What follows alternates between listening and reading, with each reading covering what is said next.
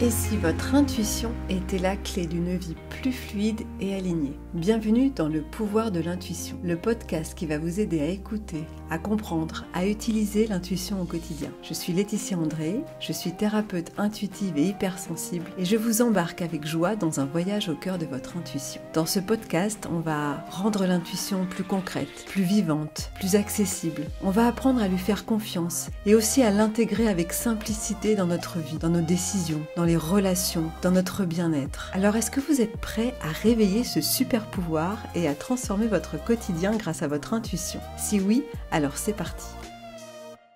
Bonjour à tous, aujourd'hui on va plonger dans un univers que je trouve vraiment fascinant, c'est l'univers des rêves. Alors nos rêves sont-ils de simples images aléatoires créées par notre cerveau ou bien nous envoient-ils des messages pour nous guider? Comment décrypter ces messages et faire confiance à ce que l'on ressent en dormant? Pour en parler, j'ai le plaisir d'accueillir Laurence Cazenave, thérapeute passionnée par les rêves. Laurence a exploré le monde des rêves vraiment sous toutes ses facettes et elle va nous expliquer comment nos rêves peuvent être un outil puissant pour mieux nous comprendre, pour développer notre intuition et aussi pour avancer dans notre vie. Bonjour Laurence. Bonjour Laetitia. Avant de rentrer dans le vif du sujet, Laurence, peux-tu nous en dire un peu plus sur ton parcours et comment es-tu arrivée à t'intéresser aux rêves? Alors, moi je suis donc thérapeute, c'est une reconversion, parce que j'ai passé une première partie de ma vie dans le monde de la communication. Donc là, c'est une autre forme de communication. Et concernant les rêves, en fait, depuis toute petite, je fais des rêves. Et même si petite, bien évidemment, je ne savais pas les analyser, ça me questionnait. Je me demandais, mais quelles étaient ces images très très fortes qui venaient dans mon sommeil? Et au fur et à mesure que j'ai avancé dans la vie, j'ai eu des petits soucis comme tout le monde et j'ai découvert la psychanalyse. Et le matériau premier de la psychanalyse, ben, c'est le rêve. Donc, on interroge ses rêves. Et là, j'ai compris tout ce que les rêves pouvaient m'apporter. Et en fait, j'ai surtout compris que le rêve était notre meilleur allié.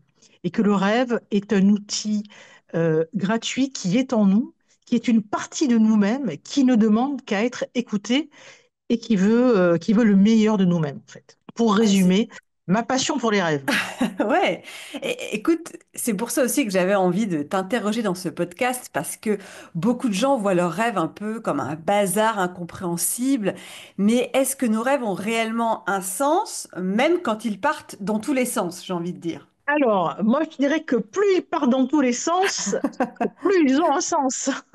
Parfait. Euh, Tous nos rêves ont un sens et ont un message à nous délivrer. Alors, après, il y a aussi les rêves que j'appelle moi les rêves du quotidien, qui servent à équilibrer nos émotions. Si dans la journée, voilà, on s'est un petit peu pris la tête avec notre voisin, notre collègue, qu'on a pu l'exprimer, bon, on va peut-être exprimer ça en rêve. Donc ça, c'est vraiment des rêves pour apaiser et équilibrer notre émotionnel. Mais dans 80% des cas, nos rêves, oui, ont un sens, ont un message à nous transmettre et sont là pour nous envoyer des messages sur ce que nous, je vais pas dire ce que nous avons à vivre, mais comment nous rééquilibrer au niveau émotionnel. Ils sont là pour nous montrer peut-être ce qui nous manque et comment nous pouvons agir, comment nous pouvons, oui, je le répète, nous rééquilibrer émotionnellement. D'accord. Donc, du coup, pour toi, on peut s'appuyer sur nos rêves pour dépasser des blocages ou pour mieux comprendre nos émotions, par exemple. Parce que quand tu dis que même les rêves sont là pour réguler un peu les émotions qu'on a vécues dans la journée, là, ça m'intéresse. J'aimerais bien savoir comment un rêve peut réguler les émotions qu'on a vécues dans la journée en revivant les choses, parce qu'on revit jamais de la même façon que ce qu'on a vécu dans la réalité. Donc, je trouve ça intéressant. Est-ce que tu peux nous en dire un petit peu plus? Bah, par exemple, c'est tout bête, mais si je reprends l'exemple du collègue voilà, ou du chef qui nous enquiquine, très souvent, dans les jours qui viennent, on va rêver de cette situation-là. Alors, on va pas la rêver telle qu'elle s'est réellement passée, mais on va la rêver avec des scénarios un petit peu plus différents, un petit peu, voilà, un petit peu différents, où, par exemple, dans l'oreille, on va s'autoriser à dire à notre chef ou à notre collègue, voilà, qui nous enquiquine, chose qu'on n'a pas pu faire, on va dire, dans la vie éveillée, Hmm. parce que le contexte nous en a empêché, le contexte de hiérarchie, parce que tout simplement, on n'a pas osé. Alors, pour nous libérer en fait de cette pression, on va rêver la situation et comme ça, dans le rêve, on a exprimé vraiment ce que l'on ressentait euh, et on se sent soulagé et du coup équilibré et moins frustré. Ah, Voilà. Ça, c'est c'est intéressant. J'avais pas vu les rêves non plus forcément comme ça. Et du coup, ça nous permet de nous apaiser en revivant les choses d'une autre manière. tout à fait. Et Hmm. c'est aussi le cas dans les grands traumas, quand pour les grands accidents ou pour les attentats, toutes ces victimes-là, même les victimes qui ont subi des abus, vont pendant très longtemps re-rêver la scène avec des scénarios légèrement modifiés. Et en fait, plus ils vont rêver de cette scène, plus ça va les calmer, entre guillemets, bien évidemment, émotionnellement. Ça va mettre l'émotion un petit peu à distance. Donc, tous les gens qui ont vécu un trauma, plus ils en rêvent et plus c'est sain. Voilà, donc il ne faut pas avoir D'accord, peur de rêver de ces traumas, même s'il est, je le répète, hein, les scénarios peuvent diverger. Donc, d'accord. c'est très, très sain.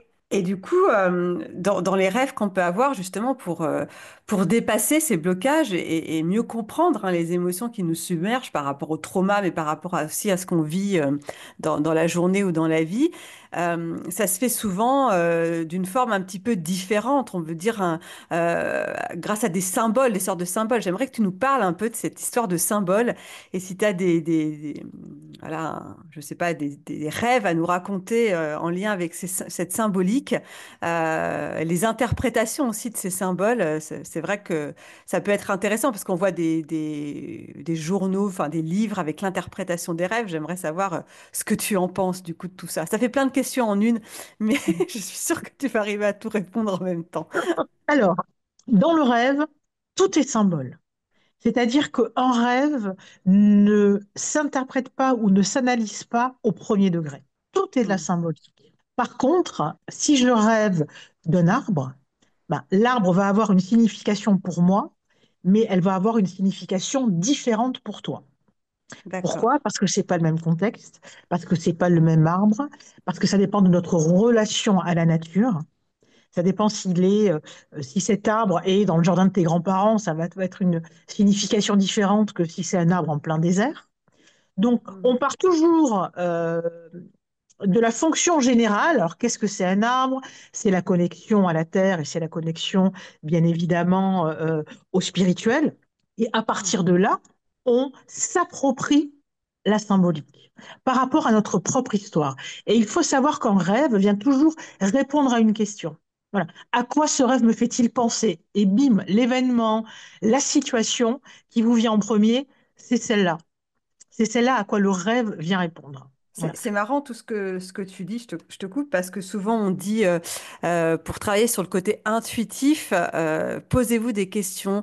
À quoi ce que je ressens, cette sensation me fait penser, qu'est-ce qu'elle vient raviver chez moi. Et quand je t'entends parler, j'ai l'impression que c'est un peu la même chose avec le rêve, c'est-à-dire poser des questions, voir comment ça débloque quelque chose, quel est le lien avec mon histoire. C'est un peu ça finalement, d'interpréter les symboles dans ses rêves. Oui, c'est tout à fait ça. À savoir que l'interprétation des rêves, c'est une coopération optimale entre l'intuitif et le mental, ou alors entre le conscient et l'inconscient. C'est-à-dire que le rêve, c'est l'expression optimale, maximale de son intuition. Voilà. L'intuition, elle s'exprime par le rêve. Pendant que l'on rêve, il n'y a pas de mental, il n'y a pas de réflexion, ça n'existe pas. Hmm. Par contre, quand au petit matin, on se souvient de notre rêve, on se souvient des images, là, on fait intervenir le mental ou la conscience pour se dire, mais à quoi ça me fait penser? Qu'est-ce que c'est que cette émotion que je ressens par rapport à ce rêve?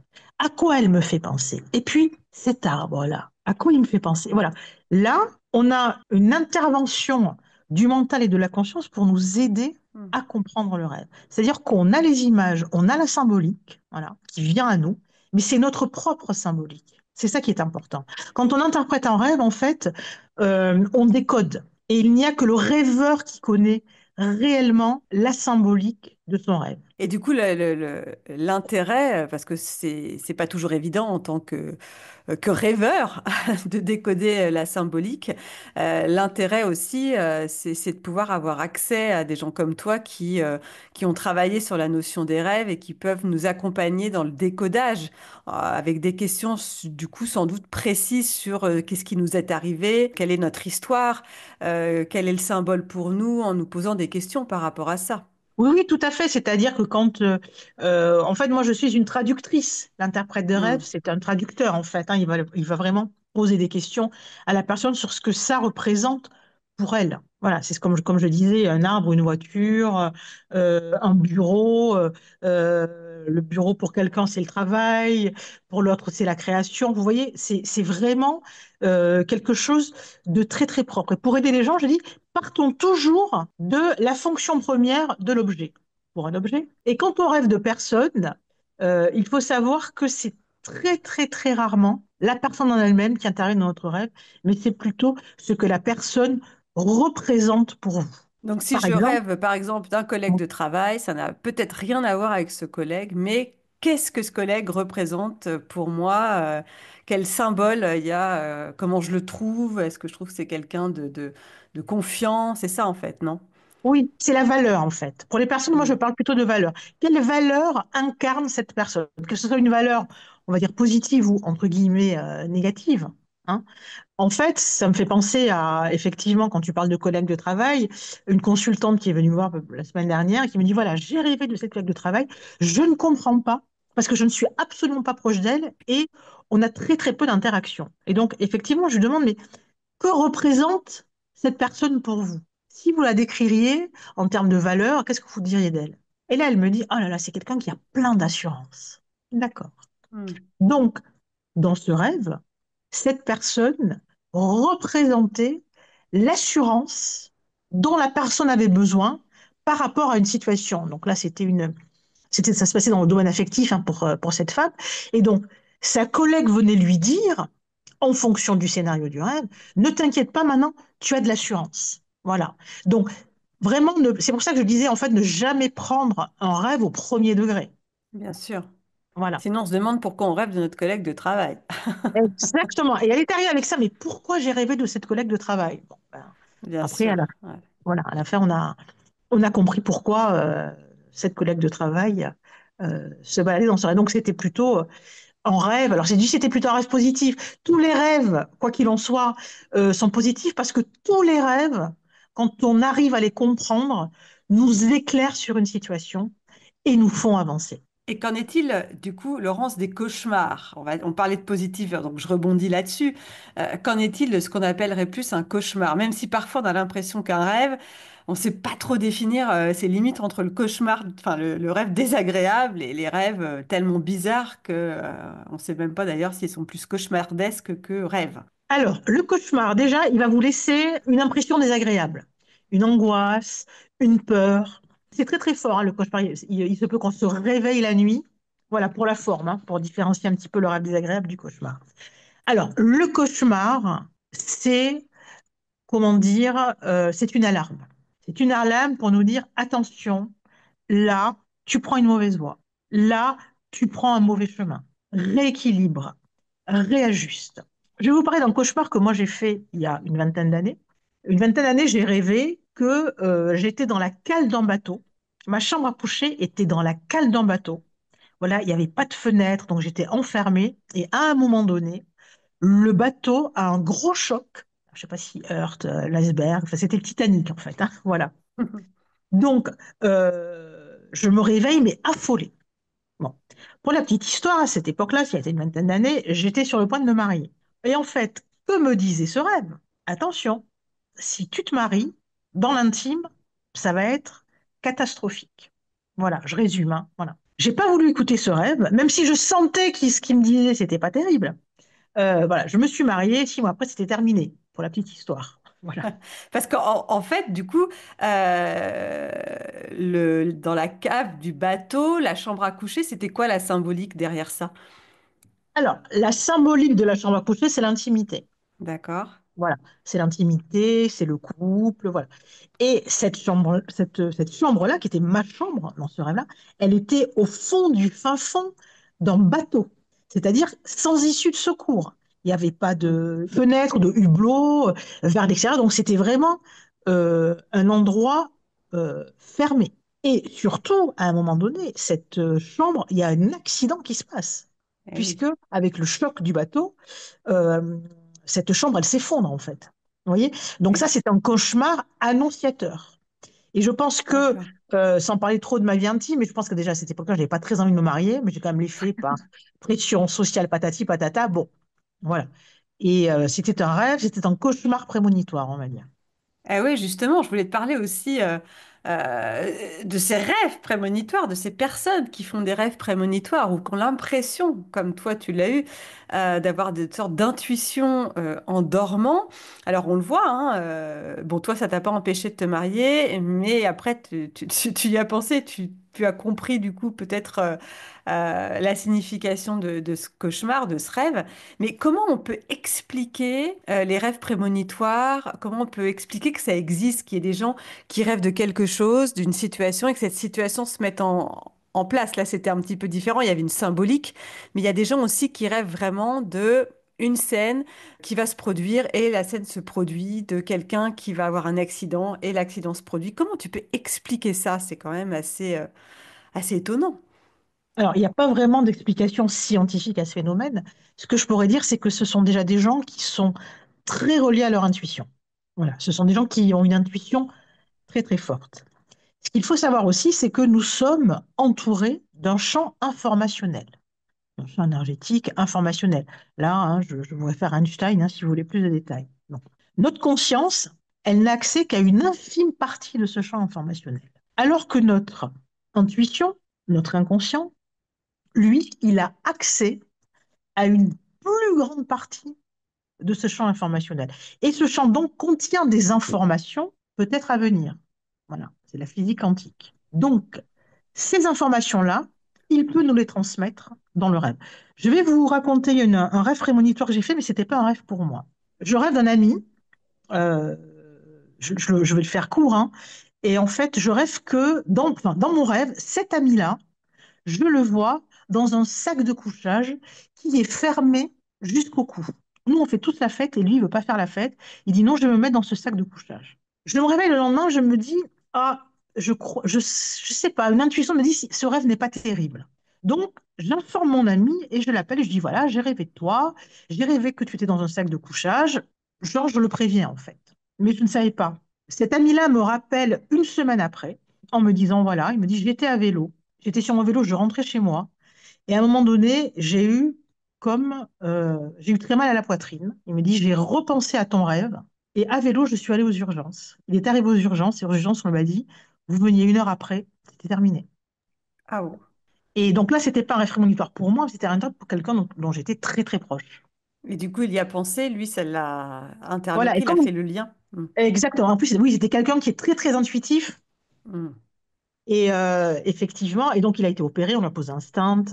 Bon, voilà. Ouais, Donc d'accord, ouais, ouais. il y a des rêves salvateurs. Oui, c'est bien ça. Mm. Voilà. Mais pour revenir à ta question, effectivement, voilà, ce sont des gens qui ont un accès à un champ informationnel plus large que notre conscience. Mais ça, on peut tous y avoir accès, hein. Ouais, c'est C'est pas pas que réservé qu'aux élus, hein. Il aux n'y a pas gens d'élus là-dessus. intuitifs. Il n'y a pas d'élus là-dedans. Et du coup, est-ce que tu as remarqué par rapport à toi ou par rapport aux gens que tu suis, est-ce qu'il y a des périodes de vie ou des périodes de changement dans la vie où on rêve plus peut-être ou alors est-ce que ces grands changements de vie vont influencer nos rêves? Ça, on a compris que c'était en fonction les rêves étaient en fonction de ce qu'on vivait, mais est-ce qu'on rêve plus? Par exemple, dans ces moments de changement de vie, est-ce qu'on est plus actif à rêver? Oui, tout à fait. Pendant les périodes de transition, de changement, de séparation, de questionnement, bien évidemment, nos rêves sont beaucoup plus présents. Voilà, beaucoup plus présents et quelque part aussi beaucoup plus forts. Parce que vraiment, ils peuvent nous aider et puis ils peuvent contenir, si on sait bien les comprendre, ils peuvent contenir des réponses par rapport à tous ces changements. En fait, D'accord. c'est comme si le rêve était un oracle interne. Hmm.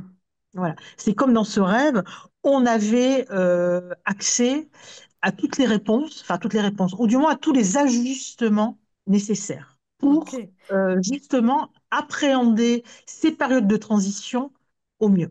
Et pour ceux, Laurence, qui ont l'impression de ne pas se souvenir de leurs rêves ou de ne pas avoir accès à leurs rêves, est-ce que c'est normal? Voilà, est-ce qu'il y a quelque chose à faire en particulier pour les aider? Alors, les gens, alors tout le monde rêve, hein.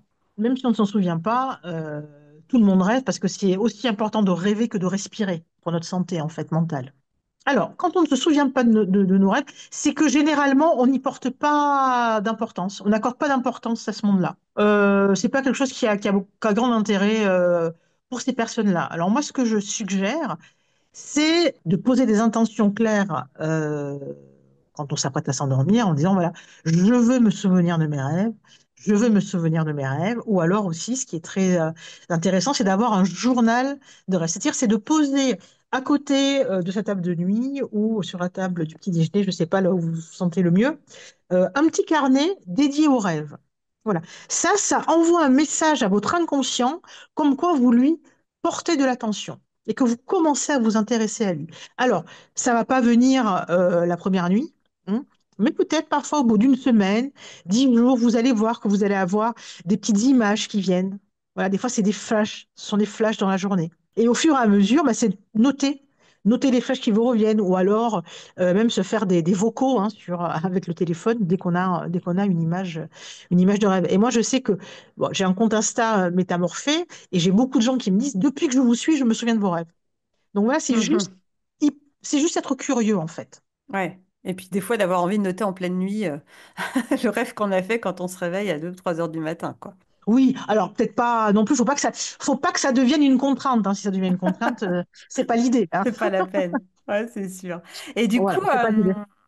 est-ce qu'il y a un petit truc une petite routine à avoir avant de se coucher, une petite intention à poser si on veut avoir des réponses ou si on veut capter les messages, les symboles dans nos rêves?